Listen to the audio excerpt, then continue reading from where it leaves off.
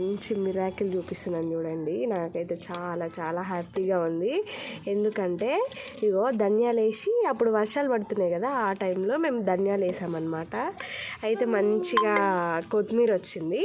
వస్తే మేము తెంపలేదు. అది తెంపకపోయేసరికి ఏమైంది అంటే ఇట్లా ఫ్లవర్స్ వచ్చి చూడండి ధనియాలు కాయలు కాసినాయి. అవి చాలా బాగుంది, మంచిగా అనిపిస్తుంది ఇది చూస్తుంటే. సో దీంట్లో కూడా చూడండి ఈ కొమ్మకు కూడా మంచిగా వచ్చినాయి అనమాట.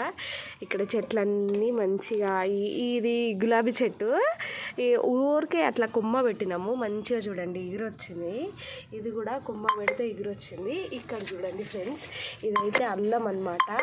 ఇంట్లో అల్లం మొలకలు వచ్చినాయి. మొలకలు వచ్చేసరికి దాన్ని తీసుకొచ్చి ఈ కుండీలో పాతి పెట్టిన.